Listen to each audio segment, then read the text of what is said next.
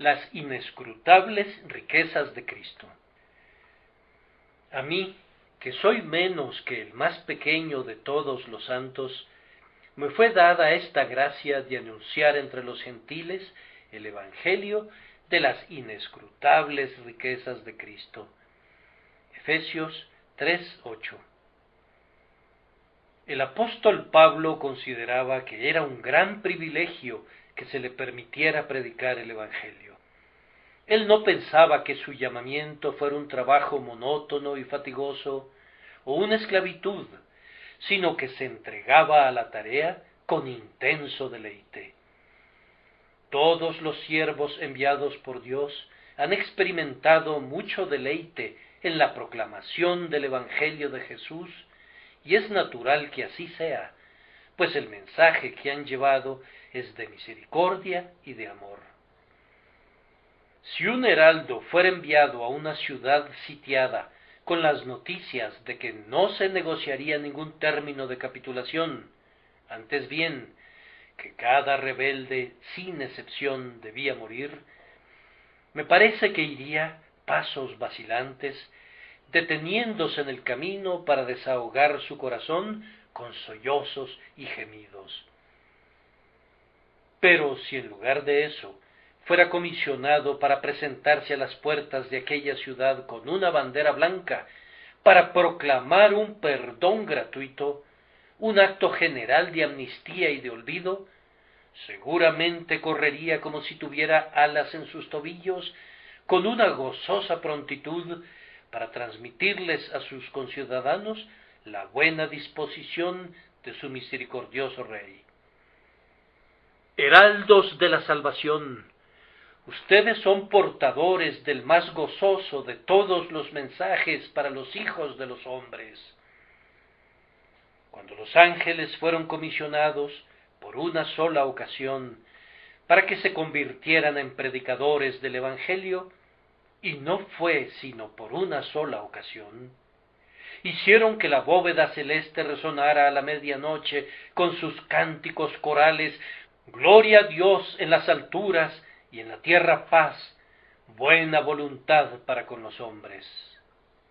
Ellos no musitaron gimiendo una doliente endecha como las de quienes proclaman la muerte, sino que las buenas nuevas de gran gozo fueron acompañadas de música y anunciadas con gran júbilo y cánticos celestiales. Paz en la tierra, gloria a Dios en las alturas, es la nota gozosa del Evangelio. Con ese tono debería ser proclamado siempre. Encontramos que los más eminentes siervos de Dios ensalzaban frecuentemente su oficio como predicadores del Evangelio. Whitefield solía llamar a su púlpito su trono, y cuando estaba sobre algún promontorio para predicar a las miles de personas que se congregaban al aire libre, era más feliz que si hubiese asumido la púrpura imperial, pues gobernaba los corazones de los hombres más gloriosamente que un rey. Cuando el doctor Carey se encontraba laborando en la India y su hijo Félix decidió aceptar el oficio de embajador ante el rey de Birmania, Carey dijo: el nombramiento de embajador hizo babear a Félix y terminó aceptándolo, como si considerara que el más elevado oficio terrenal fuera una completa degradación, si a cambio de ello el ministro del Evangelio abandonara su excelsa vocación. Pablo bendice a Dios porque le fue dada esta grande gracia, predicar en medio de los gentiles las inescrutables riquezas de Cristo. El apóstol consideraba que esa tarea no era un trabajo pesado, sino una gracia. Jóvenes cuyas almas están llenas de amor por Jesús, aspiren a este oficio. Inflamados por un sagrado entusiasmo, procuren los dones mejores y por amor a Jesús, en la medida de su capacidad, esfuércense por contarles a sus semejantes la historia de la cruz. Hombres de celo y habilidad, si ustedes aman a Jesús, hagan del ministerio su objetivo, entrenen sus mentes para ello, ejerciten sus almas para ese fin, y que Dios, el Espíritu Santo, los llame al ministerio, para que ustedes también prediquen la palabra de reconciliación a los miles de moribundos. Los obreros son pocos todavía, que el Señor de la mies los envíe a ustedes a su obra. Pero mientras Pablo agradecía de esta manera por su oficio, su éxito en el ejercicio del mismo lo humillaba grandemente. Entre más llena esté una vasija, más profundamente se hundirá en el agua. Una plenitud de gracia es una cura para el orgullo. Quienes están vacíos, y especialmente quienes tienen poco o nada que hacer, pueden entregarse a un acariciado engreimiento por sus habilidades, porque no han sido probadas. Pero quienes son llamados a la rigurosa obra de ministrar en medio de los hijos de los hombres, lamentarán con frecuencia su debilidad, y sintiendo esa debilidad e indignidad, acudirán delante de Dios y confesarán que son menos que el más pequeño de todos los santos. Prescribo a cualquiera de ustedes que esté buscando humildad, que intente el trabajo duro. Si quieres conocer tu nada, intenta hacer algo grande a favor de Jesús. Si quieres sentir cuán completamente impotente eres aparte del Dios viviente, intenta especialmente la gran obra de proclamar las inescrutables riquezas de Cristo. Regresarás agradecido de la proclamación, porque te fue permitido intentarla, pero vendrás dando voces: ¿quién ha creído a nuestro anuncio? ¿Y sobre quién se ha manifestado el brazo de Jehová? Y tú sabrás, como nunca lo supiste antes, cuán débil e indigno eres. Aunque nuestro apóstol conocía y confesaba esa debilidad, hay algo que nunca lo turbó, nunca experimentó perplejidad en lo tocante al tema de su ministerio. En ninguno de sus escritos encuentro al apóstol haciéndose la pregunta: ¿qué voy a predicar? No, hermanos míos, él había sido instruido en el colegio de Cristo y había aprendido concienzudamente su único tema, de tal manera que, prefiriéndolo sobre todos los demás, decía con una decisión solemne: me propuse no saber entre vosotros cosa alguna, sino a Jesucristo y a este crucificado. Desde su primer sermón hasta el último, cuando colocó su cuello sobre el tajo del verdugo para sellar su testimonio con su sangre, Pablo predicó a Cristo y solamente a Cristo. Él enarboló la cruz y ensalzó al Hijo de Dios que se desangró allí. Su único y exclusivo llamamiento aquí abajo fue clamar: «He aquí el Cordero, he aquí el Cordero de Dios que quita el pecado del mundo». Hago una pausa para solicitar una vez más, por cuenta propia, las oraciones del pueblo de Dios, pidiendo que el Espíritu Santo sea mi ayudador en esta mañana. Oh, no denieguen mi sincera petición. Solicito la atención de todos ustedes para este grandioso tema importantísimo que monopolizó todos los poderes y los sentimientos de alguien como Pablo, y les voy a rogar que noten, primero, que se menciona a una gloriosa persona, el Señor Jesucristo. En segundo lugar, que se habla de inescrutables riquezas. Y en tercer lugar, lo cual constituirá nuestra conclusión práctica, que está implicada una regia intención, la intención que Jesús tenía en su corazón cuando mandó a sus siervos que predicaran sus inescrutables riquezas. Primero, entonces, pedimos que el Espíritu de Dios nos fortalezca en nuestra debilidad, mientras tratamos de hablar acerca de esta gloriosa persona, el Señor Jesucristo. El Señor Jesucristo fue la primera promesa que Dios hizo a los hijos de los hombres después de la caída. Cuando nuestros primeros padres fueron desterrados del huerto, todo estaba oscuro delante de ellos. No había ni una sola estrella que dorara la sombría medianoche de sus almas culpables y desesperanzadas, hasta que su Dios se les apareció y les dijo en misericordia: la simiente de la mujer herirá la cabeza de la serpiente. Esa fue la primera estrella que Dios puso en el cielo de la esperanza del hombre. Los años se sucedieron a los años, y los fieles miraban a esa estrella en lo alto y eran consolados. Esa única promesa sustentó el alma de muchos fieles, de tal manera que murieron en la esperanza, no habiendo recibido la promesa, pero habiéndola visto de lejos y habiéndose regocijado en sus rayos. Transcurrieron siglos enteros, pero la simiente de la mujer no venía. El Mesías, el grandioso heridor de la cabeza de la serpiente, no aparecía. ¿Por qué se demoraba? El mundo estaba corrompido por el pecado y estaba lleno de dolor. ¿Dónde estaba el silo que debía traer la paz?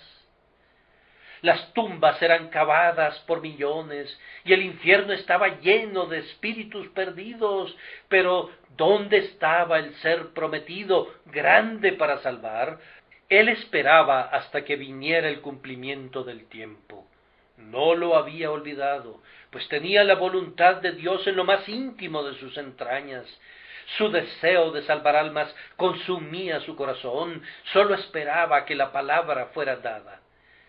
Y cuando fue dada, he aquí, vino con deleite para hacer la voluntad del Padre. ¿Le buscas?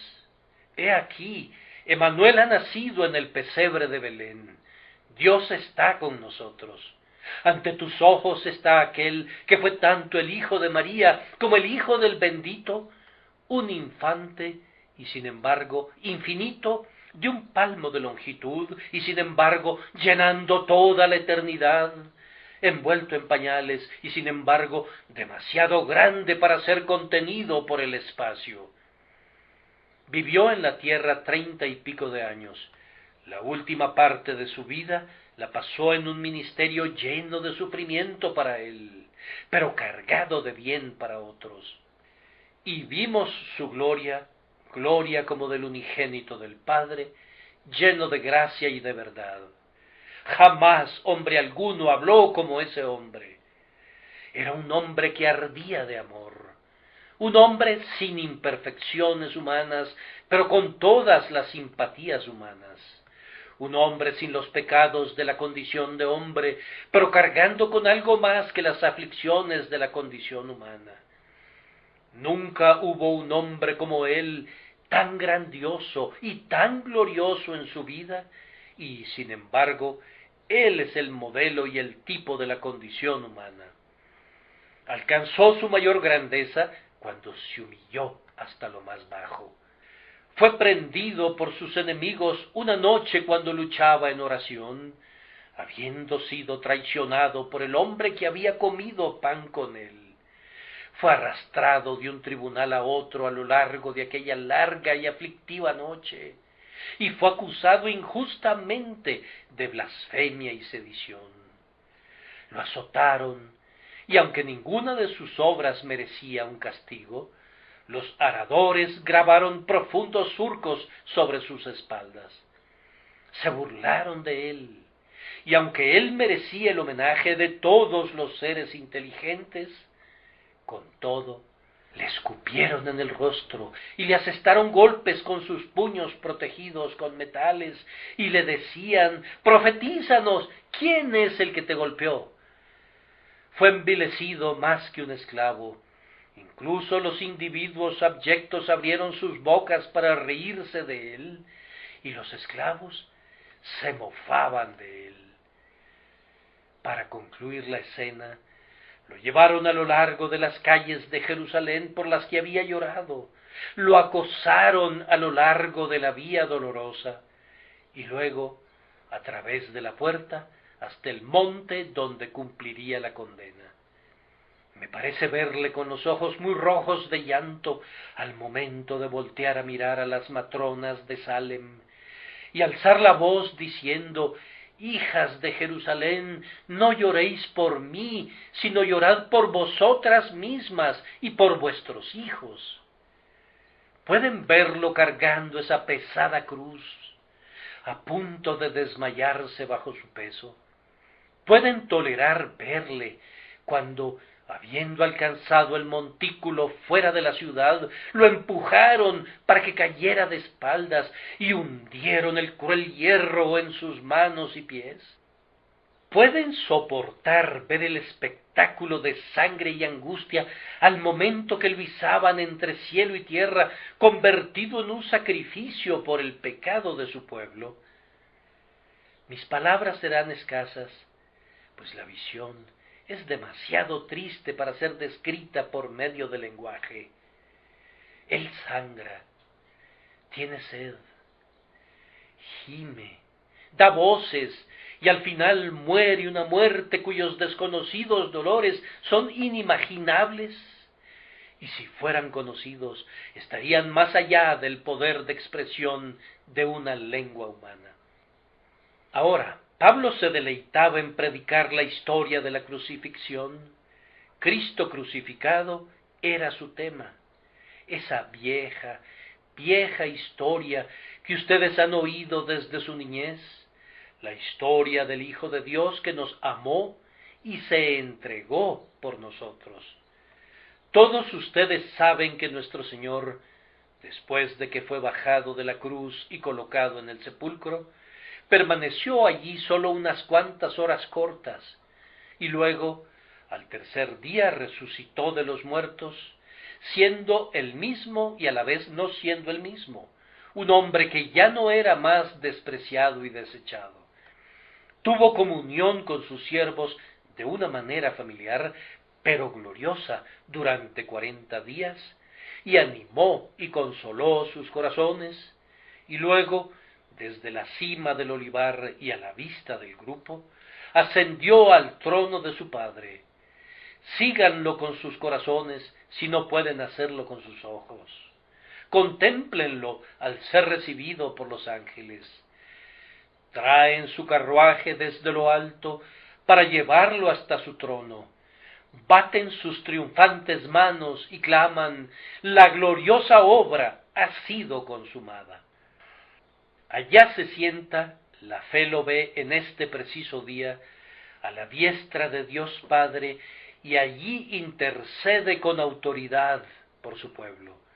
Gobierna el cielo, la tierra y el infierno, pues las llaves de esos lugares cuelgan de su cinturón, y espera hasta descender sobre la nube voladora para juzgar a los vivos y a los muertos y para distribuir la venganza o la recompensa. Pablo hablaba de esta gloriosa persona con deleite. El apóstol predicaba las doctrinas del Evangelio, pero no las predicaba aparte de la persona de Cristo. ¿Acaso muchos predicadores no cometen un grave error al predicar doctrinas en vez de predicar al Salvador? Ciertamente las doctrinas han de ser predicadas, pero deben ser consideradas como los ropajes y las vestimentas del hombre Cristo Jesús, y no como si estuvieran completas en sí mismas. Yo amo la justificación por la fe, y espero no dudar nunca acerca de esa grandiosa verdad, pero la mejor manera de expresarla me parece que es por medio de la eficacia limpiadora de la sangre preciosa. Yo me deleito en la santificación por el Espíritu, pero ser conformado a la imagen de Jesús es todavía una manera más dulce y más contundente de verla. Las doctrinas del Evangelio son un trono de oro sobre el que se sienta Jesús como Rey, y no una dura piedra fría rodada a la puerta del sepulcro en el que Cristo permanece oculto. Hermanos, yo creo que esta es la marca del verdadero ministro de Dios, que él predica a Cristo como su único tema deleitable. En un antiguo relato se nos informa que a la puerta de un cierto salón noble colgaba un cuerno y nadie podía hacer sonar ese cuerno sino el verdadero heredero del castillo y de sus vastos dominios. Muchos lo intentaron. Podían producir una dulce música con otros instrumentos, podían despertar los ecos con otras cornetas, pero aquel cuerno estaba mudo, sin importar cómo lo soplaran. Apareció al final el verdadero heredero, y cuando puso sus labios en la boquilla del cuerno, agudo fue el sonido e indisputable el reclamo de su derecho. Quien puede predicar a Cristo es un ministro verdadero. Si predica cualquier otra cosa en el mundo, no ha corroborado su llamamiento, pero si predica a Jesús y la resurrección, entonces está en la sucesión apostólica. Si Cristo crucificado es el gran deleite de su alma, si es la propia médula de su enseñanza y la grosura de su ministerio, ha comprobado su llamamiento como un embajador de Cristo. Hermanos, el ministro cristiano debería ser como esas flores doradas de la primavera que nos alegra tanto ver. ¿Las han observado cuando el sol está brillante? Cómo abren sus cálices de oro y cada una le susurra al gran sol: lléname con tus rayos. Pero cuando el sol se oculta detrás de una nube, ¿dónde están ellas? Cierran sus cálices e inclinan sus cabezas. Así debería sentir el cristiano las dulces influencias de Jesús. Así debería estar sometido el ministro cristiano a su Señor. Jesús debe ser su sol, y el ministro debe ser la flor que se entrega al sol de justicia. Felices seríamos si nuestros corazones y nuestros labios pudieran convertirse en el arpa de Anacreonte, que estaba casada con un solo tema y no tocaba ningún otro. Anacreonte quería cantar acerca de los hijos de Atreo y las poderosas hazañas de Hércules, pero su arpa sólo resonaba amor. Y cuando hubiera querido cantar acerca de Cadmo, su arpa rehusaba hacerlo, pues sólo cantaría acerca del amor.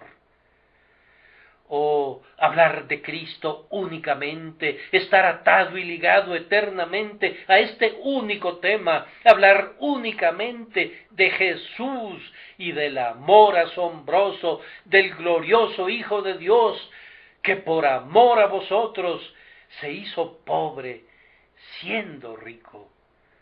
Este es el tema que da a la vez semilla al que siembra y pan al que come. Este es el carbón encendido para el labio del predicador y la llave maestra para el corazón del oyente. Esta es la tonada para los trovadores de la tierra y el cántico para los arpistas del cielo. Señor, enséñanos esto más y más, y nosotros se lo diremos a otros. Antes de dejar este tema, me siento obligado a hacer uno o dos comentarios adicionales. Ustedes percibirán que el apóstol Pablo predicaba las inescrutables riquezas de Cristo, no la dignidad de la condición humana o la grandeza de la naturaleza humana. Pablo no predicaba al hombre, sino al Redentor del hombre. Hagamos nosotros lo mismo. Además, él no predicaba ni al clero ni a la iglesia, sino únicamente a Cristo. Algunos de los caballeros que reclaman pertenecer a la sucesión apostólica no tendrían el descaro de reclamar que son sucesores de Pablo. Yo creo que nuestros modernos sacerdotes están en la sucesión apostólica, pues nunca he dudado de que sean los sucesores lineales de Judas Iscariote, quien traicionó a su Señor. Pero ninguno de los demás apóstoles lo soportaría ni siquiera por una hora.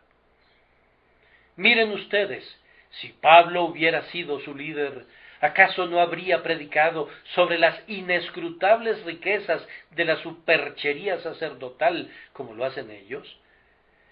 ¿Acaso no predican acerca de su propio poder sacerdotal? ¿Hizo eso Pablo? No son los únicos grandes temas de ellos las inescrutables riquezas del bautismo, las inescrutables riquezas de la Eucaristía, el pan consagrado y el vino consagrado, las inescrutables riquezas de su confesión y absolución, las inescrutables riquezas de sus albas, de sus dalmáticas y de sus casullas, y no sé qué otros andrajos de la ramera de Babilonia. Un excelente día es este en que tenemos que regresar a las supersticiones de la edad de las tinieblas, tan oscuras tinieblas que nuestros antepasados no pudieron soportarlas, y por la inescrutable astucia de los sacerdotes debemos renunciar a las inescrutables riquezas de Cristo. Se nos dice que la reforma fue un error, pero nosotros les decimos a estos falsos sacerdotes en su cara que mienten y que no conocen la verdad. Amados, Pablo no le daba ninguna importancia a la superchería clerical, y este libro tampoco contiene ni una sola palabra en favor de la superchería clerical. Tanto Pablo como este libro declaran que todos los creyentes en Jesús son sacerdotes y constituyen el único clero de Dios. Pablo nunca pegó carteles sobre las paredes de Jerusalén con cruces negras en ellos, advirtiendo a los hombres que no serían capaces de conocer a Cristo en el día del juicio si no guardaban el Viernes Santo. Pero yo les diré lo que hizo Pablo. Escribió a los Gálatas: guardáis los días, los meses, los tiempos y los años. Me temo de vosotros que haya trabajado en vano con vosotros. El apóstol aborrecía por completo toda esta abominación del ritualismo que bajo su primera forma de judaísmo sacudía su alma entera con indignación. Hacía que sus mejillas se encendieran. Nunca era más poderoso en denunciar algo que cuando asestaba duros golpes al ceremonialismo. Pablo decía: ni la circuncisión vale algo, ni la incircuncisión, sino la fe que obra por el amor. Pablo no predicaba a ningún sacerdote, ya fuera que viviera en Roma o en Canterbury. Él no exaltaba a ninguna clase de hombres que arrogantemente pretendieran tener el poder para salvar. Él no hubiera tenido ninguna paciencia con un conjunto de ilusos ataviados espléndidamente como gais y vestidos como si tuvieran el propósito de divertir a los niños de una guardería infantil. Pablo nunca enseñó la adoración de esos becerros, antes bien su tema era únicamente Jesús y las inescrutables riquezas de su gracia. Por otra parte, observen que Pablo no predicaba las inescrutables riquezas de la filosofía, como hacen algunos. Sí, dirá alguien, debemos agradar a esta edad pensante, a estos señores que reflexionan. Tenemos que educar a unas personas que rechazarían cualquier testimonio porque no quieren ser crédulos, que no creerían nada sino aquello que pueden entender, porque increíblemente su entendimiento es tan asombrosamente claro, tan perfecto, que sólo le falta ser divino. No sucedía así con el apóstol. Él les habría dicho a esos caballeros filósofos: no se acerquen, no tengo absolutamente nada que me empariente con ustedes. Yo predico las inescrutables riquezas de Cristo y no las incertidumbres de la especulación filosófica. Yo le doy a la gente algo para creer, algo tangible a lo que aferrarse, algo que no es supersticioso, es verdad, pero que es acreditado divinamente, algo que no es urdido por la sabiduría del hombre, sino revelado por la sabiduría de Dios. Mis queridos amigos, Debemos regresar al Evangelio de Pablo y pedimos que Dios lleve de regreso a ese Evangelio de manera cada vez más clara a todos sus siervos que ministran, para que no prediquemos ninguna otra cosa excepto aquello que se reúne en torno a la cruz, que resplandece y brilla intensamente como un halo de luz sobre la cabeza del crucificado, para que no enarbolemos nada sino a Jesús, y digamos, lejos esté de nosotros gloriarnos, sino en la cruz de nuestro Señor Jesucristo. En segundo lugar, Pablo predicaba las inescrutables riquezas de Cristo. Pablo no les presentaba a unos cuantos un Cristo escatimado, a un Cristo con un corazón estrecho que fuera cabeza de una camarilla exclusiva, a un Redentor débil que podía perdonar a esos leves ofensores que escasamente necesitaban el perdón, sino que predicaba a un grandioso Salvador para las grandes masas, un grandioso Salvador para grandes pecadores. Pablo predicaba al vencedor con vestidos rojos que marcha en la grandeza de su poder, cuyo nombre es grande para salvar. Indaguemos en qué sentido podemos atribuir a nuestro Señor Jesús la posesión de inescrutables riquezas. Nuestra respuesta es, primero, que Él tiene inescrutables riquezas de amor hacia los pecadores, tal como son. Jesús amó de tal manera las almas de los hombres, que sólo podemos usar el de tal manera, pero no podemos encontrar la palabra que corresponda a eso. En la Revolución Francesa, un joven había sido condenado a la guillotina y se encontraba encerrado en una de las prisiones. Ese joven era muy amado por muchos, pero había uno que lo amaba más que la totalidad de todas las demás personas. ¿Cómo podemos saber eso? Era su propio padre, y el amor que sentía por su hijo fue demostrado de esta manera. Cuando se pasó lista, el padre, cuyo nombre era exactamente el mismo que el de su hijo, respondió al nombre y fue transportado en la sombría carreta al lugar de la ejecución, y su cabeza rodó bajo el hacha en lugar de la de su hijo, como una víctima del amor poderoso. Vean allí una imagen del amor de Cristo por los pecadores, pues Jesús así murió por los impíos, visto como uno de ellos. Si no hubieran sido impíos, ni ellos ni él habrían tenido que morir. Si ellos no hubieran pecado, no habría habido necesidad de un sufriente Salvador, mas Jesús demostró su ilimitado amor en que, siendo aún pecadores, Cristo murió por nosotros. Tu nombre estaba en la lista de los condenados, compañero pecador, pero si tú crees en Jesús, descubrirás que tu nombre ya no está más allí, pues el nombre de Cristo es sobrepuesto en tu lugar, y sabrás que Él sufrió por ti, el justo por los injustos, para llevarte a Dios. ¿No es este el mayor portento del amor divino que se ha derramado sobre nosotros como pecadores? Yo puedo entender que Dios ame a pecadores reformados y a pecadores arrepentidos, pero he aquí la gloria de ello. Dios muestra su amor para con nosotros, que siendo aún pecadores, Cristo murió por nosotros. Oh, mis oyentes, desde lo más íntimo de mi corazón elevo un ruego para que esta ilimitada riqueza de amor de parte de Jesús hacia quienes eran rebeldes y enemigos gane sus corazones, para que amen a cambio al amante celestial. Luego, Jesús tiene riquezas de perdón para quienes se arrepienten de sus pecados.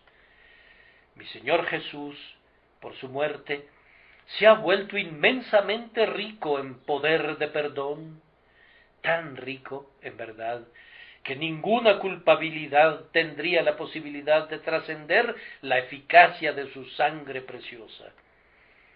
Hay un pecado que Él nunca va a perdonar, solamente hay uno, y yo estoy convencido de que tú no has cometido ese pecado contra el Espíritu Santo si tuvieras algún sentimiento de arrepentimiento o algún deseo hacia Dios, pues el pecado que es para muerte acarrea con él muerte para la conciencia, de tal manera que, una vez cometido, el hombre deja de sentir. Pecador, si tú deseas el perdón, no hay razón por la cual no debas recibirlo y tenerlo ahora. La sangre de Cristo puede limpiar la blasfemia, el adulterio, la fornicación, la mentira, la calumnia, el perjurio, el robo y el asesinato. Aunque tú has escarbado en las propias cavernas del infierno y te has ennegrecido hasta adquirir el color de un demonio, con todo, si vienes a Cristo y pides misericordia, Él te absolverá de todo pecado. Solo debes bañarte en el baño que Él ha llenado con sangre, y si vuestros pecados fueren como la grana, como la nieve serán emblanquecidos. Si fueren rojos como el carmesí, vendrán a ser como blanca lana. No me malentiendan, pues solo quiero decir esto, que el Evangelio de Jesucristo no está dirigido exclusivamente a ustedes, personas respetables que parecieran ser siempre tan religiosas, sino a ustedes que no tienen religión, y a ustedes que ni siquiera son morales o sobrios u honestos. Yo les digo que el Evangelio de Cristo está dirigido a la escoria de la población, está dirigido a los más viles de los viles, a los peores de los peores. No hay ningún escondrijo en Londres donde el Salvador no pueda obrar, no hay ninguna guarida abominable de pecado que sea demasiado inmunda para que Él no la pueda limpiar. Los paganos imaginaron fábulas acerca de su Hércules, diciendo que limpió los establos de Augías, desviando un río y haciéndolo correr a través de los establos, y así lavó una inmundicia que se había acumulado durante mucho tiempo. Si tu corazón fuera un establo como ese, Cristo es más grande que el muy poderoso Hércules. Él puede hacer que el río de su sangre limpiadora fluya precisamente a través de tu corazón, y entonces, aunque tus iniquidades constituyan un cúmulo de abominaciones, serán quitadas para siempre. En el Señor Jesús hay almacenadas riquezas de amor para los pecadores y riquezas de perdón para los pecadores arrepentidos. Además, Cristo tiene riquezas de consuelo para todos los que lloran. Tengo la dicha de tener ante mí algunas personas que lloran delante del Señor. Bienaventurados son ustedes, pues serán saciados. ¿Cuál es la causa de su llanto? ¿Es acaso su pecado?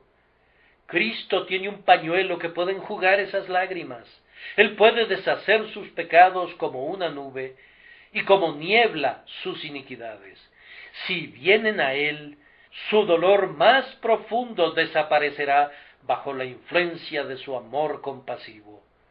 ¿Estás afligido porque has perdido un amigo? Él será un amigo para ti.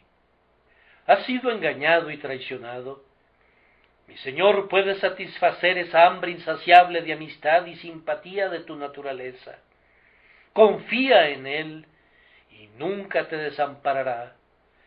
Oh, yo no puedo decirte cuán rico es Él en consuelo, pero el Espíritu Santo puede decírtelo. Si tienes a Jesús, como solía decir Bernardo, encontrarás que Él es miel para la boca, música para el oído y el cielo para el corazón. Gana a Cristo y no necesitarás nada fuera de Él. Aférrate a Él y dirás con el apóstol: he aprendido a contentarme, cualquiera que sea mi situación, pues Él ha dicho, no te desampararé ni te dejaré. Las inescrutables riquezas de mi Señor son también de otro tipo. ¿Tienes sed de conocimiento? Jesús tiene riquezas de sabiduría. El deseo de saber ha enviado a los hombres a deambular por todo el mundo, pero aquel que encuentra a Jesús puede quedarse en casa y ser sabio. Si te sientas a sus pies, sabrás lo que Platón no podría enseñarte y lo que Sócrates nunca aprendió.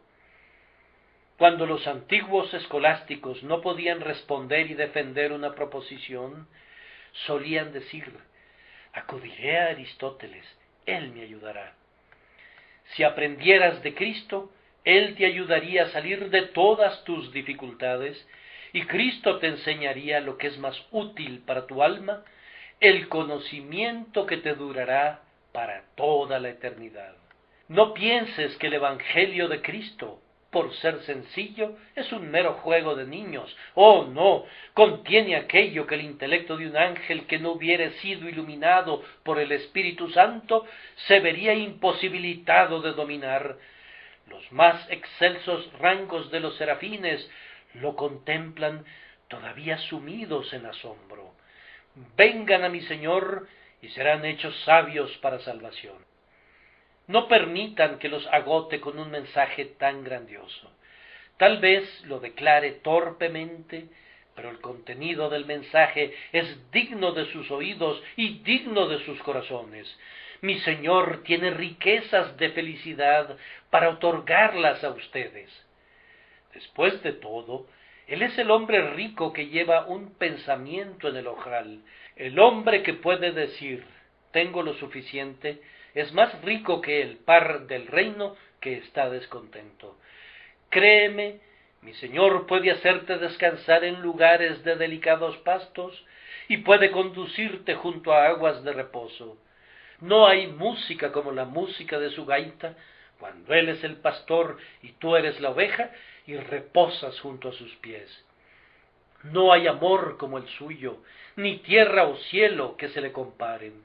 Con solo que supieras eso, lo valorarías más allá de todos los gozos de los mortales, y dirías con nuestro poeta, quienes te encuentran a ti, encuentran una dulzura profunda, misteriosa y desconocida, muy por encima de todos los placeres mundanos, si pudieran reunirse en uno. Amado mío, apresúrate sobre los montes. Hablo por experiencia propia. Yo he tenido más gozo en una comunión con Cristo de media hora del que he encontrado en meses de otros consuelos. He tenido muchas cosas que pudieran haberme hecho feliz, diversos éxitos y sonrisas de la providencia que han animado y consolado mi corazón. Pero todas ellas son como espumarajo en la copa, meras burbujas, como la espuma de la vida y no sus verdaderas profundidades de bienaventuranza. Conocer a Cristo y ser encontrado en Él, oh, eso es la vida, eso es el gozo, eso es la médula y la grosura y vinos purificados. Mi Señor no trata a sus siervos groseramente. Él les da como un rey le daría a otro rey. Él les da dos cielos, un cielo abajo por servirle a Él aquí, y un cielo arriba para deleitarse en Él eternamente. Y ahora voy a concluir esta pobre plática mía acerca de estas riquezas invaluables, diciendo que las inescrutables riquezas de Cristo serán mejor conocidas en la eternidad. Las riquezas de Cristo no son tanto para ser gozadas aquí como allá. Él suplirá a la vera del camino y a lo largo del camino todas tus necesidades. Fortaleza de rocas será tu lugar de refugio. Se te dará tu pan y tus aguas serán seguras. Pero es allá, donde tú oirás el cántico de quienes triunfan, el grito de quienes festejan. Mi querido oyente, si tienes a Cristo, Habrás obtenido riquezas que puedes llevar contigo a la hora de la muerte. El rico cargó sus maletas de dinero y al ponerlas sobre su corazón murmuró: no servirán, no servirán, llévenselas de aquí. Si recibes a Jesús en tu corazón, Él será el mejor antídoto contra la muerte. Cuando tu espíritu incorpóreo abandone ese pobre esqueleto de arcilla, como tendrá que hacerlo, ¿qué harán por ti entonces tu oro y tu plata? Debes dejar todo eso atrás. Incluso si los hombres te compraran un ataúd de oro, o te enterraran en un sarcófago de mármol, con todo, ¿de qué te serviría eso? Pero, oh, si tienes a Cristo, puedes volar al cielo donde está tu tesoro, y allá serás rico con todos los designios de la bienaventuranza por todos los siglos. Ahora, queridos amigos, si hubiera podido hablar como hubiera querido, lo habría hecho, pero el tema habría sido el mismo. Pablo predicaba el Evangelio mejor que lo hago yo, pero incluso él no podría predicar un mejor Evangelio. Permítanme concluir este punto con unas cuantas palabras. Mi Señor tiene tales riquezas que ustedes no pueden contarlas, ni pueden adivinarlas, ni mucho menos podrían transmitir su plenitud en palabras. Son inescrutables. Podrían mirar y escudriñar y sopesar, pero Cristo es un Cristo más grande de lo que ustedes creen, aun cuando sus pensamientos sean los más sublimes. Mi Señor es más capaz de perdonar que ustedes de pecar, más capaz de absolver que ustedes de transgredir. Mi Señor está más dispuesto a suplir que ustedes a pedir, y 10,000 veces más preparado para salvarlos de lo que están ustedes para ser salvados. No toleren nunca pensamientos ruines acerca de mi Señor Jesús. Sus cálculos más elevados no le darían la honra de vida. Cuando ponen la corona en su cabeza, sólo lo coronan con plata cuando él merece oro. Cuando cantan sus mejores cánticos, sólo le brindan una pobre música discordante comparada con la música que él merece. Pero, crean que él es un grandioso Cristo, un poderoso Salvador. Acérrimo pecador, acércate a él y dale honra confiando en él como un grandioso Salvador. Ven con tus graves pecados, tus grandes preocupaciones y tus múltiples necesidades. Ven y sé bienvenido. Ven a él ahora, y el Señor te aceptará, y te aceptará sin reprenderte. Por último, tiene que haber habido una regia intención en el corazón de Cristo al enviar a Pablo a predicar sobre sus inescrutables riquezas, pues todo hombre debe tener un motivo para lo que hace, y sin duda alguna, Jesucristo tiene un motivo. ¿Oíste alguna vez acerca de un hombre que empleaba a un número de personas para que proclamaran sus riquezas por todas partes, y reunieran a cientos de personas y a miles, como en esta ocasión, simplemente para que dijeran que fulano de tal era muy rico? Vamos, las muchedumbres dirían: ¿qué nos importa eso? Pero si a la conclusión se pudiera decir: mas todas estas riquezas él se las presenta a ustedes, y todo aquel de ustedes que desee ser enriquecido puede serlo ahora gracias a su generosidad. Entonces ustedes dirían: ahora le vemos el sentido a todo eso, ahora percibimos el contenido de gracia de todo eso. Ahora, mi Señor Jesucristo es muy poderoso, pero todo ese poder está comprometido en ayudar a un pobre y débil pecador para que entre en el cielo. Mi Señor Cristo es un grandioso Rey, y Él reina con irresistible poder, pero Él jura dar todo ese poder soberano a los creyentes para ayudarles a reinar sobre sus pecados. Mi Señor Jesús está tan lleno de mérito como el mar está lleno de sal, pero Él declara que cada átomo de ese mérito lo da a los pecadores que confiesen que no tienen ningún mérito propio y que confían en Él. Sí, y además, mi Señor Cristo es tan glorioso que los propios ángeles no son radiantes en su presencia, pues Él es el sol, y ellos son como titilantes estrellas, pero toda esta gloria Él te la dará, pobre pecador, y hará que seas glorioso en su gloria, si sólo confías en Él. Hay un motivo, entonces, de parte de nuestro Señor, para mandarnos que prediquemos a un Cristo pleno. Me parece que oigo un susurro en algún lugar. Hay un pobre corazón que está apretujado en el pasillo y se está diciendo: ah, estoy lleno de pecado, soy débil, estoy perdido, no tengo ningún mérito. Mi querido oyente, tú no necesitas ningún mérito, ni ningún poder, ni ninguna bondad en ti mismo, pues Jesús te presenta una abundancia de todo eso en Él mismo. Yo no me voy a preocupar acerca de si tengo dinero en mi propio bolsillo o no, si tengo un amable amigo que me diga: todo lo que tengo es tuyo, si puedo ir y obtener cosas siempre que quiera para todo lo que yo desee. No voy a desear ser independiente de Él, sino que viviré de su plenitud. Pobre pecador, tú debes hacer lo mismo.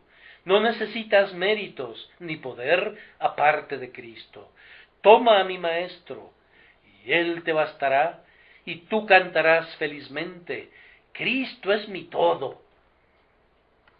2 o 3 palabras entonces. La primera es esta: cuán ricos han de ser aquellos que tienen a Cristo por amigo. ¿No procurarás ser amigo suyo? Si es cierto que todo lo que Cristo tiene lo da a su pueblo, y esto es aseverado una y otra vez en este libro, entonces, oh, cuán indeciblemente bendecidos deben ser aquellos que pueden decir: mi amado es mío y yo suya. Los que reciben a Cristo para que sea de su propiedad son como aquel hombre que, habiendo comido durante mucho tiempo de un fruto de un cierto árbol, ya no estaba satisfecho con tener solo el fruto, sino que tenía que llevarse el árbol para plantarlo en su propio huerto.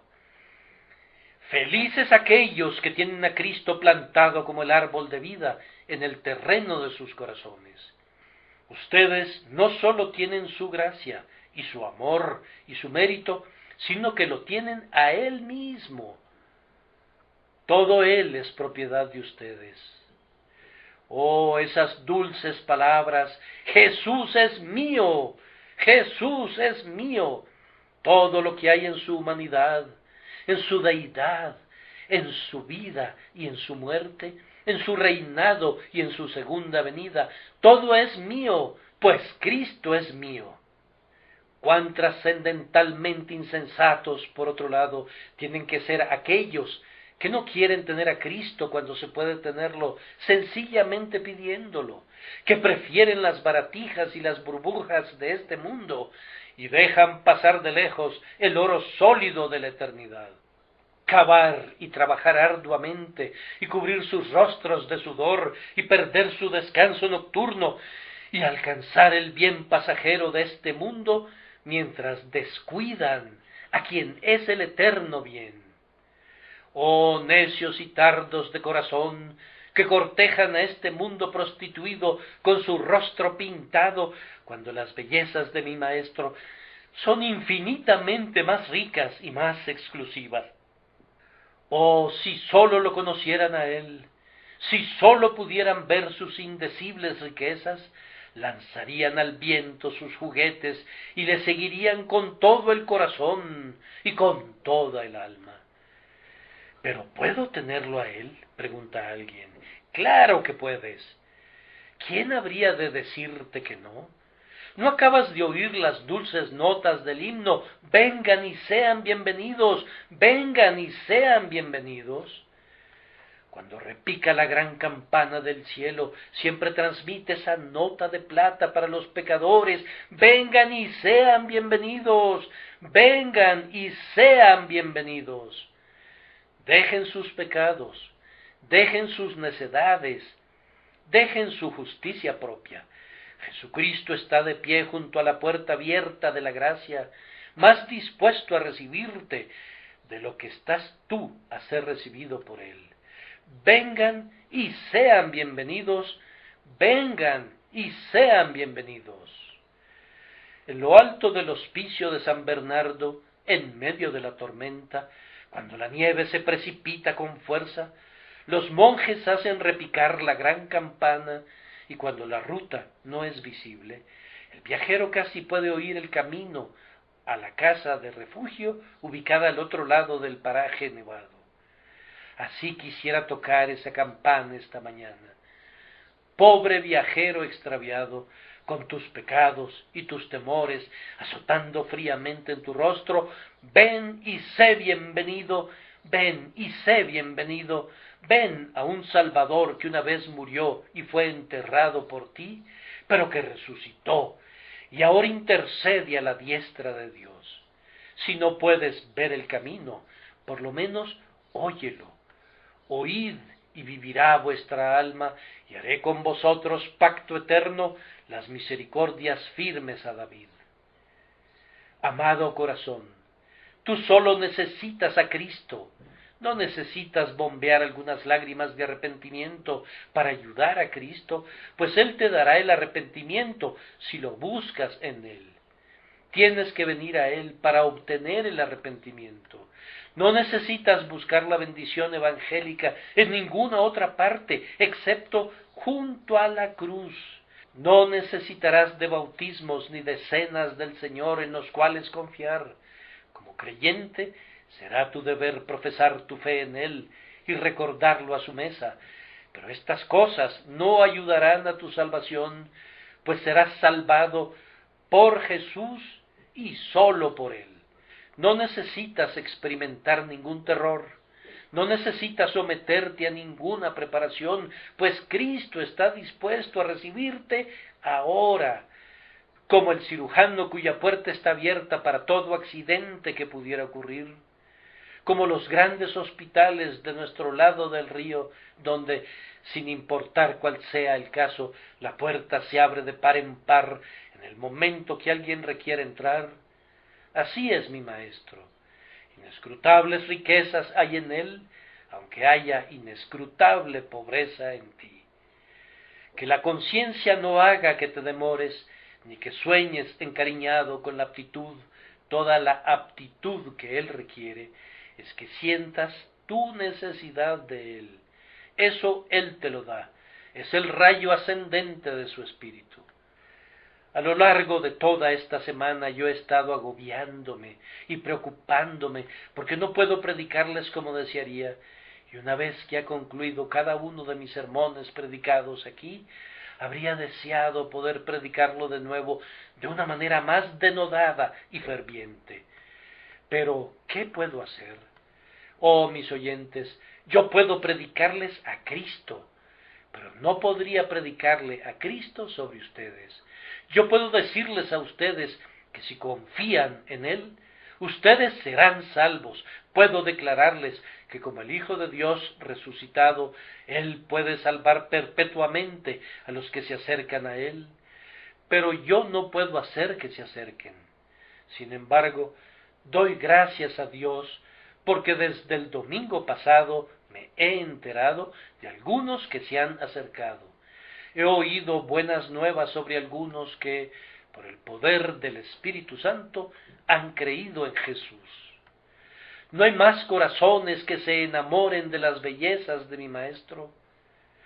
Tengo que cortejarlos a nombre de Él y obtener a cambio un retorno tan pequeño. ¿Ha de ser de uno en uno o de dos en dos cuando hay 20,000 personas presentes? Dios no lo quiera. Que Dios nos envíe una proporción mayor de fruto que esta, una cosecha 100 veces más productiva para una congregación que ha crecido 100 veces más. Oren, creyentes, oren pidiendo una bendición. Oren pidiendo que Dios deje mudos estos labios antes del próximo domingo, si Él decidiera hacer más bien por medio de otro predicador que por mi medio.